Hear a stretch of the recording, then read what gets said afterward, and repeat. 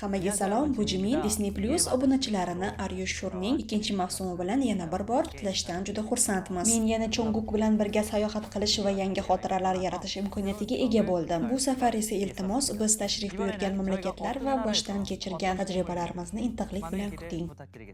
Salom, bu Chongguk bizning birgalikdagi sayohatimiz haqida hikoya qiluvchi Are You Sure'ning ikkinchi mavsumi 3-dekabr kuni Disney Plus platformasida namoyish etiladi. Albatta tomosha qiling. Endi Jimin va Chongguk o'rtasidagi savol-javob sessiyalarini boshlaymiz. Sizni eng ko'p qiziqtirgan savollarga javob beramiz. Qani, boshlaymiz. Bu sayohat davomida odatlaringizdan birontasi o'zgardimi?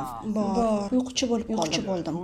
Umuman olganda, ilgari men haqiqiy tungi qush edim. Juda kechgacha bedor yurardim. Kelganimizdan keyin yana tungi qushga aylandingmi? Yo'q, oxirgi paytlarda yarim tunda uxlayapman. Sen xuddi zo'g'ishkasan. Men juda erta uyg'onaman. Men ertalabgacha telefonda o'tirishga harakat qilaman, lekin baribir uxlab qolasan. Ushbu sayohat davomida qaysi joyni eng ko'p tavsiya qilgan bo'lardingiz? Biz bo'lgan joylarning hammasini, to'g'ri, qayerda bo'lgan bo'lsak hammasini. Menimcha biz Shveysariyada 4 ta joyda bo'lganmiz va nazarimda bularning barchasini bitta sayohatda ko'rib chiqish oson emas. Bundan tashqari bizga pul ham berishgandi. To'g'ri.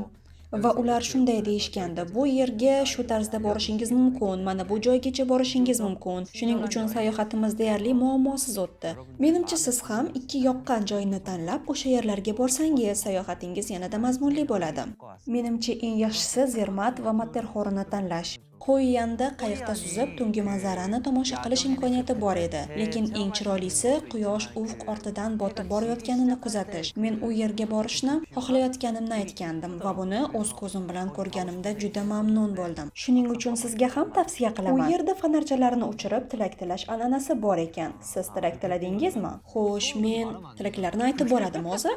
Axir tilaklarni boshqalarga aytib bo'lmaydi. Aytib qo'ysang amalga oshmaydi. Xo'p, unda ayta olmayman. Men ham aytmayman. Mavsumlar o'rtasidagi farq nima deydi? Suratga olish vaqti jihatidan katta farq yo'q. Ya'ni birinchi mavsumda Chonggukning Amerikada jadvali bor edi. Shuning uchun avval jadval tugagach suratga oldik. Keyin bir necha haftadan so'ng Chinjudo, yana bir necha haftadan keyin Yaponiyada suratga oldik. Hozir esa suratga olishlar uzluksiz bo'ldi. Shuning uchun bu safar avvalgiga qaraganda tabiiyroq ko'rinadi deb o'ylayman. Bundan tashqari ikkinchi mavsumda ko'proq faol va jismoniy mashg'ulotlar qildik. Shuning uchun juda qiziqarli bo'ldi. Menimcha eng katta farq shunda bo'ldi.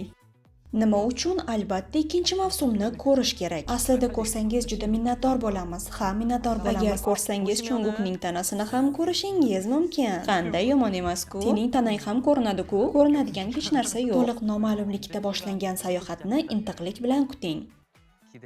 Yaxshi aytding, yomon emas, rahmat. Bas qil, meni kuldirma. Qayerda kuldirdim o'zi? Ko'zimni yumsam grim buzilib ketyapti. Lekin gap haqiqatan ham yaxshi chiqdi. Shunchaki tomosha qiling.